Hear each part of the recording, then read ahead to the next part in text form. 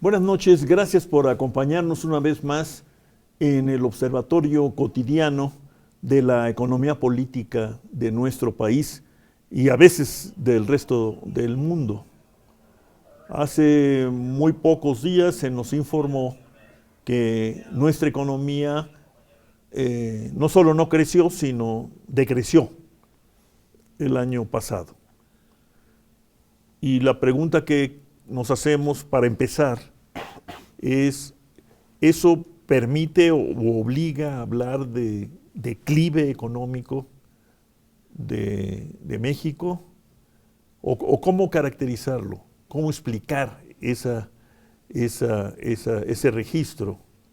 Para luego entrar con nuestros invitados de hoy, el doctor Eduardo Loría, de la Facultad de Economía de la UNAM. Eduardo, muchas gracias por acompañarnos. José Casar, del Programa Universitario de Estudios del Desarrollo, Enrique Provencio, como siempre o casi siempre con nosotros, para luego pues, entrar a lo que debería ser un juego permanente de los centros de investigación y reflexión, incluyendo a los del gobierno, pero parece más bien un juego de adivinanzas, que es qué puede pasar y qué debemos o qué podemos hacer para que no pase lo que no queremos que pase. Ese sería el objetivo, el motivo de nuestra conversación, Eduardo, José. Contigo tuvimos la oportunidad de iniciar el año.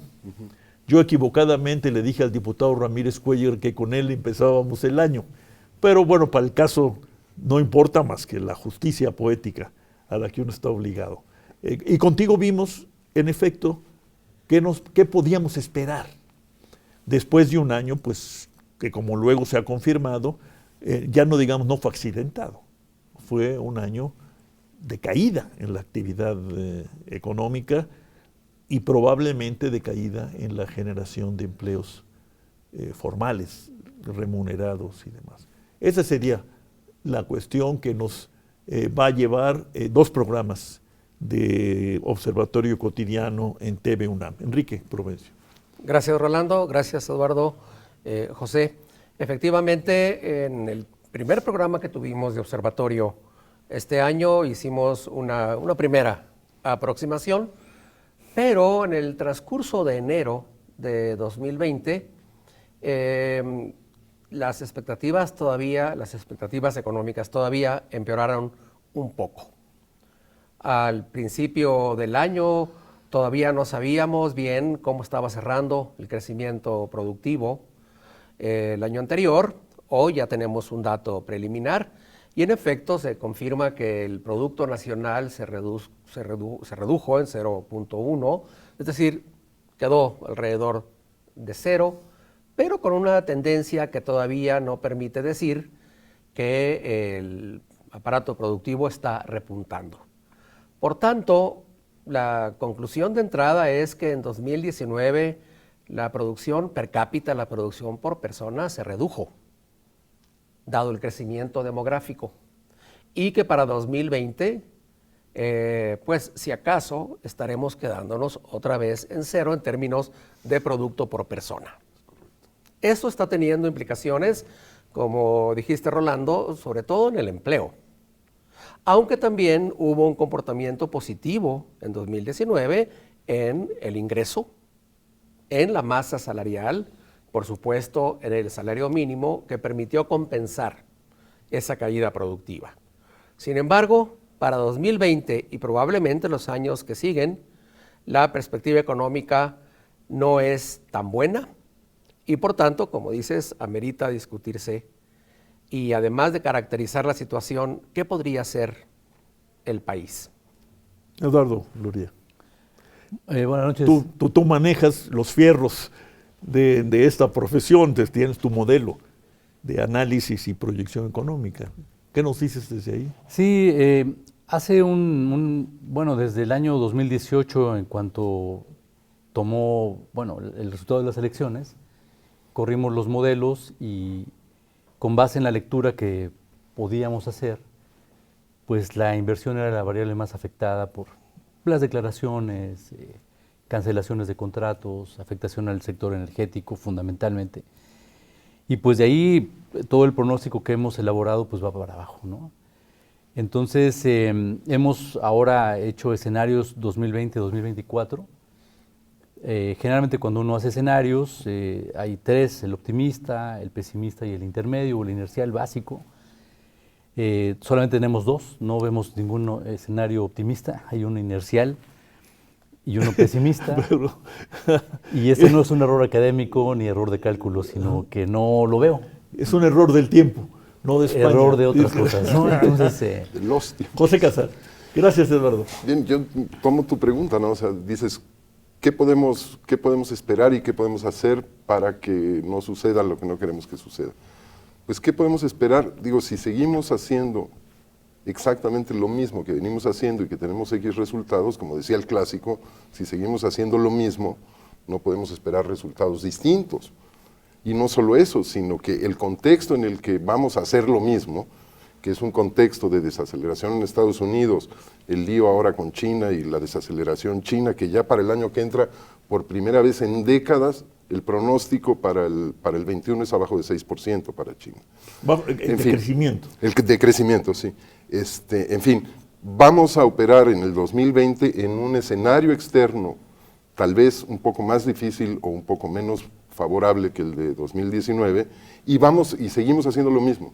Seguimos haciendo lo mismo en términos de política monetaria, de política fiscal, de contracción de la inversión, etcétera. Entonces no veo por qué en este segundo año nos va a ir mucho mejor que en el 19. Puede haber pequeñas variaciones, digamos, entre 0 y 1%, y qué sé yo, pero seguimos en este escenario en el cual la economía mexicana está rebotando en torno al piso, ¿no? O sea, no está en una trayectoria de crecimiento, está arrastrándose en el piso, ¿no? ¿Cuáles serían? Has mencionado la inversión, la tienes muy ubicada o identificada, pero ¿qué otros elementos, qué otros vectores identificarías tú, Eduardo, como explicativos, solos o en conjunto, de este desempeño económico pues tan desfavorable desde el punto de vista social, pero quizás no solo social, sino para el país en su conjunto, ¿no?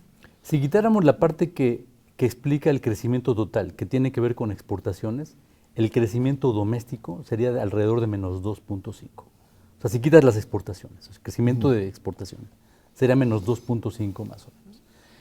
Yo no veo ningún viento a favor del crecimiento por el escenario internacional. O sea, la economía estadounidense se está desacelerando. Estamos muy vinculados principalmente al sector industrial. El sector industrial de Estados Unidos está en recesión, incluso ha tenido fluctuaciones, pero hacia abajo. Y pues ahí somos parte de la cadena productiva de Estados Unidos, no veo por ahí. En cuanto al mercado interno, pues todos los indicadores de confianza empresarial son muy malos. La lectura que ha hecho todos los mercados financieros, de inversión, las empresas, es que están detenidas todos los proyectos de inversión, justamente porque no encuentran seguridad, no encuentran congruencia con las decisiones, con lo que dicen, con lo que hacen. Y pues entonces, y por otro lado, el hecho de asignar partes muy altas del presupuesto a programas asistenciales no está dando resultado. Y ahí lo vemos cuando vemos los componentes del consumo de las familias, el consumo de bienes durables, o sea, que son refrigeradores, estufas, licuadoras, etcétera, Teles, compus. Que es donde invierten las familias en mejorar su condición de vida, está hacia abajo. Y el consumo de bienes semidurables, que son un poco más baratos, pero también son de capital familiar, vienen hacia abajo. Entonces, ni siquiera este gasto que se está haciendo reasignado hacia programas asistenciales está teniendo un efecto de capitalización del consumo. Es decir, no hay, y por otro lado, la inversión pública sigue cayéndose y no hay ningún instrumento que nos permita ver que va a crecer en términos reales. Entonces, lo único que puede mover a la economía sería la inversión, y ese indicador está completamente colapsado, ¿no? Y las exportaciones incluso se están desacelerando de manera importante. Entonces, no veo ningún factor de crecimiento en los próximos 4 años. Enrique. Bueno, puesto en esos términos, entonces, cobra más importancia discutir qué instrumentos tiene todavía disponible, digo todavía, lo enfatizo, el Estado mexicano como para poner en práctica alguna medida que contrarreste estas fuerzas tan intensas que menciona Eduardo. Pero como él lo dice, en efecto, hasta el momento no ha sido la inversión pública. Al terminar enero, la Secretaría de Hacienda entregó a la Cámara de Diputados su informe de cierre de las finanzas públicas de 2019. Y ahí confirma que la inversión pública se redujo en 2019 en casi 14% en términos reales. Por cierto... Eso es casi histórico, ¿no? Son mínimos o históricos. Son mínimos históricos, en efecto. No ocurrió en la gran recesión de 2009, por cierto. Y entonces, para 2020, la inversión pública nuevamente se reducirá de acuerdo a lo presupuestado. Entonces, si no es la inversión pública, ¿qué márgenes creen ustedes que tiene la política económica como para estimular o propiciar una mayor recuperación? Vamos rumbo al cierre de este segmento, José. Al regreso. Hazlo. Pues bueno, hay 4 fuentes así agregadas de crecimiento, ¿no? Como dijo Eduardo, ¿no? Las exportaciones, que vemos que van a estar, como comenté al principio, en un escenario más difícil, uno. Porque además el gran éxito de sostener el tipo de cambio real apreciado, pues tampoco ayuda para las exportaciones, hay que recordarlo. Segundo, el consumo privado, que este año jaló un poco con la política salarial y los programas sociales. Pero no de bienes durables, pero... pero subió 1% el consumo privado, ¿no? Por ahí, ¿no? Pues el año que entra no veo que... Este año. 2020 no veo que vaya a haber el mismo impacto de la subida del salario mínimo sobre el conjunto de los salarios. Eso tiene el efecto de arrastre tiene un límite, ¿no? Tercero, el gasto público. Pues el gasto público cerró el año con un gran subejercicio, y aunque el subejercicio sea muy poco el año que entra, pues de todos modos el volumen de gasto presupuestado es muy bajo. De suerte que lo que va a fijar la suerte del país es precisamente, como dice Eduardo y como comentábamos, la inversión privada, ¿no? Y ahí pues no se ve claridad. Más que tinieblas. Pues no se ve crecimiento de la demanda y no se ve apoyo social, digamos, espíritus animales floreciendo, ¿no? Vamos a una pausa y continuamos.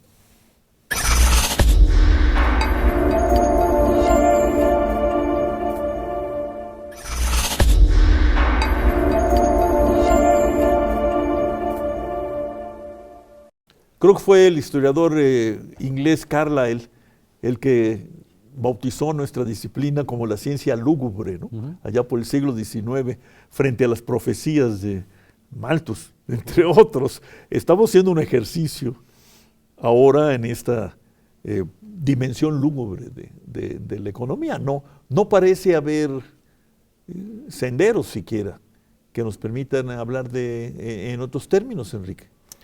Desafortunadamente no, hasta como se vienen dando las cosas ahora, a principios de febrero de 2020. Y uno de esos campos en los que las cosas no pintan tan bien es, ya lo han dicho Eduardo y José, el de las inversiones. Sin embargo, les recuerdo, el gobierno de la República ha puesto mucho énfasis y ha gastado un esfuerzo político muy grande en llegar a un acuerdo con el empresariado mexicano para incrementar las inversiones. De hecho, a fines de noviembre de 2019 se anunció un paquete de inversiones que, si bien excluía la inversión en el sector energético, hablaba de un esfuerzo de inversión diferido a 2024 por un monto de aproximadamente 3 puntos porcentuales del producto. ¿Qué opinión les merece esto? ¿Es suficiente? ¿Alcanzaría para compensar la caída de las inversiones? Eduardo. Bueno, yo creo que y la semana anterior, incluso la semana pasada, se creó un comité de inversión que no está en la Secretaría de Economía, sino está en la presidencia de esta figura Romo. Entonces, todo esto genera, pueden decir muchas cosas, pero cuando uno lee la consistencia y la congruencia de las decisiones y de las declaraciones, genera más incertidumbre. Entonces, bueno, esto que quieren, este gran esfuerzo que hace el presidente al convocar y generar esos comités, pues es para que no se siga cayendo más la inversión, pero realmente esto no genera una inversión adicional fresca, que es la que se requeriría. Y hay un punto que me gustaría retomar.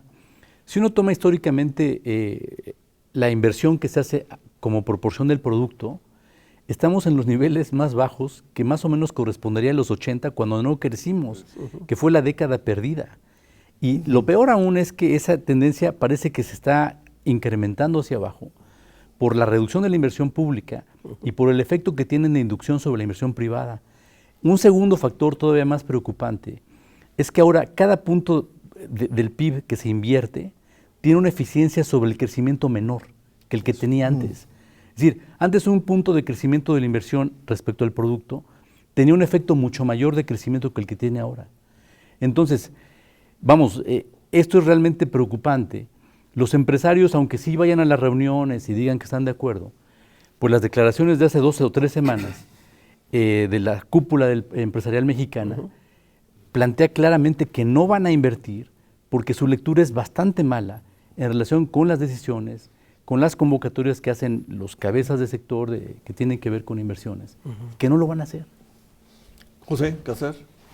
Sí, en este mismo sentido, digamos, y añadiendo al pesimismo, está el tema de por qué se quedó fuera el sector energético de esa magna reunión en la que se anunciaron los proyectos de inversión privada. Pues obviamente hay una pugna dentro del Estado en torno a cuál es el papel del sector privado en el sector energético. Y si bien se ha prometido que no se va a cambiar el marco legislativo, pues lo que estamos viendo es que en los hechos están echando para atrás la reforma energética que mal que bien le generaba cierta confianza al empresariado y había generado una cantidad de inversiones grandes. La reforma energética del gobierno anterior. La del gobierno anterior. Ahora estamos esperando para mediados de este mes o fines de este mes que se anuncien los proyectos de inversión en el sector energético. Lo que hemos oído de esto es, por un lado, a la oficina de la presidencia, hablando de cantidades muy importantes de inversión privada y de abrir espacios muy importantes, pero al mismo tiempo oímos a la secretaria de Energía diciendo que hay determinados temas que no se tocan, como por ejemplo los contratos de Pemex, los famosos farm outs, ¿no? Porque ella dice que con los contratos de servicios que los contratos de servicios se va a compensar aquello. Sin embargo, recordemos que los contratos de servicios son contratos de proveeduría, es gasto público, no es inversión de los privados. Sí, no hay que confundir proveedores con inversionistas. En los farm outs los privados invierten y llevan el riesgo y tienen la recompensa si funcionan. En lo otro, el gobierno le paga sus servicios y un copete de estímulo si producen más de lo acordado, ¿no? Entonces, hay una confusión en el sector energético, lo mismo en el sector eléctrico con las famosas subastas y lo de los gasoductos antes, que si no se soluciona, pienso que va a tener un efecto que va a ser muy importante, no solo por el tamaño del sector energético y el volumen de las inversiones involucradas, sino también por el efecto sobre la confianza en el resto de los sectores, ¿no? En el resto de la iniciativa privada, ¿no? ¿Tú qué dirías?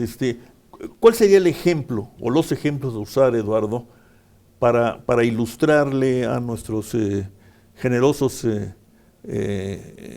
veedores del programa esta idea de que además la productividad de la inversión respecto del crecimiento de la actividad económica es menor que lo que era en el pasado? ¿Por qué? ¿Y cuál sería, cómo lo ejemplificarías? Bueno, me gustaría nada más cerrar esta idea que dijo José, que es muy importante. Una economía que no tiene un motor, o sea, que su sector de energía, que es lo que mueve lo demás, lo están echando para atrás. Pues no puede mover al resto de la economía, uno. Dos, estamos volviendo a prácticas de combustóleos que son del siglo XIX, que además de que es muy cara, es muy ineficiente y es muy contaminante. Entonces eso genera efectos adversos a otras cosas. Echaron para atrás proyectos eólicos de reconversión con Alemania, etcétera. Entonces esto genera señales pésimas para los inversionistas.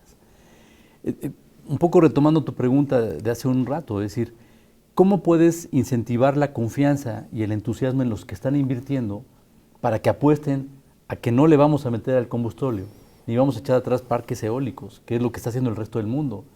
en lugar de hacer refinerías, que eso ya van de salida, ¿no? Ese sería el gran golpe de timón que habría que dar, ¿no? Y que hubiera consistencia entre lo que dice un funcionario y otro. Y por otro lado, uno ve que el TEMEC lo maneja la Secretaría de Relaciones Exteriores, eso no se había visto jamás. La Secretaría de Economía no dice nada. La presidencia a cargo de Romo habla de un comité de inversiones. Entonces, no se ve consistencia en ningún lado. O sea, no hay un discurso congruente, sostenible, que sea leíble positivamente por la sociedad y por los inversionistas. Entonces, tendría que haber un golpe de timón y de congruencia que hiciera que se generaran muchas cosas que están negando o desconociendo de una reforma que fue, me parece, favorable, porque el gobierno no puede generar el gasto suficiente para echar a andar el motor energético del país, y simplemente con eso se va para atrás. Y hay un segundo factor que poco se habla: la criminalidad. Tiene un efecto de depresión fundamental en la inversión. Sobre eso hemos publicado varios trabajos. Y la criminalidad está en los peores niveles desde que se tiene historia, que es el 97. En 1997 ahí es cuando empiezan las series de homicidios, robos, etcétera.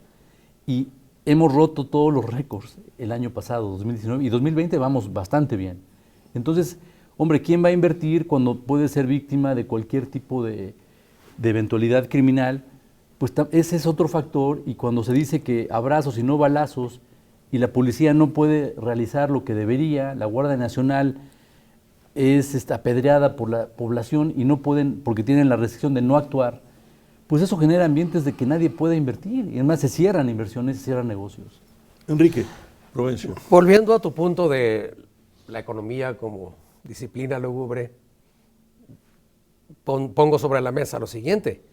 Estamos hablando de un panorama que, sin embargo, la población no parece ver de ese mismo modo. Los índices de confianza del consumidor cerraron en 2019 a niveles muy altos. Tuvieron altibajos en 2019, pero cerraron a niveles muy altos. Eso quiere decir que hay una percepción por parte de la mayoría de la población, no por el empresariado. En efecto, los índices de confianza empresarial están muy mal. ¿Y por qué se sostuvo esa confianza tan alta del consumidor el año pasado? Evidentemente, por la mejora salarial que la hubo. Se estima que los salarios medios crecieron en alrededor de 3,5% en términos reales.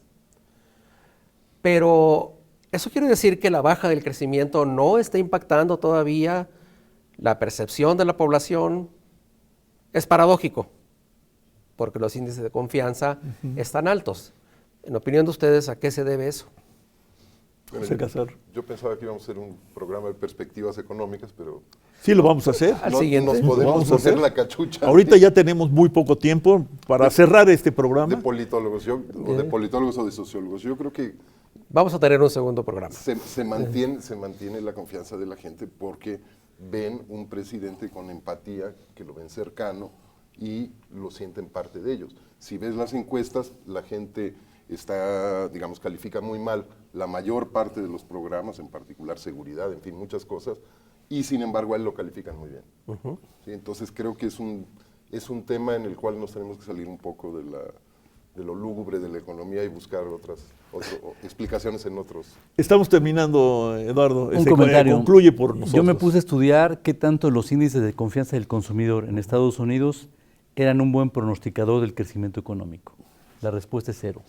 En México es cero. O sea, cuando dicen, nos subió el índice de confianza del consumidor, eso no significa nada en términos de que eso sea un buen pronosticador. O sea, porque se puede caer en cualquier momento, puede cambiar, porque es veleidosa la encuesta. En el caso de Estados Unidos, te pongo el ejemplo. En todos los años 90, que fue cuando la economía estadounidense creció de la manera más estable, que se llamó la gran moderación, los índices de confianza del consumidor iban así. Y entonces son preguntas que le hacen a la gente vía telefónica, y la gente decía que cada vez pensaba que el futuro iba a estar peor, porque pensaban que la bonanza económica no iba a seguir. Y entonces eso lo que hacía era que la gente consumiera más, porque pensaban que al día siguiente se iba a caer. Y entonces, cuando iban empeorando los índices de confianza, la gente consumía más, porque pensaban que no era mantenible la bonanza. O sea, funcionó al revés. Entonces, yo creo que esos índices de confianza podrían leerse incluso al revés, que como la mayoría de la gente los lee. para fines económicos. Sí, Para fines de economía, económicos, claro, bueno, no de pues, política. Sí, sí. Panoramas lúgubres, preocupantes, diría yo. Mucho. Muy preocupantes, porque con toda la discusión actual y pertinente, sin duda, sobre la validez que pueda tener el Producto Interno Bruto como indicador de nuestro desempeño, con todo y lo que podamos aceptar de su insuficiencia, pues nos dice bastante sobre la generación de nuevos empleos, sobre el nivel de vida promedio de la gente, y desde luego nos dice bastante, si le seguimos la pista, de cuál es la disposición de quienes tienen recursos de invertirlos para crear futuro. Vamos a hablar de eso en este programa que ustedes generosamente han aceptado a grabar para la siguiente semana. Eduardo Loría, muchas gracias. Muchas gracias. José Casar, Gracias. muchas gracias. Enrique Gracias, Provencio, gracias. Gracias a ustedes. Buenas noches. Sigan con nosotros, porque nosotros seguimos reflexionando con ustedes.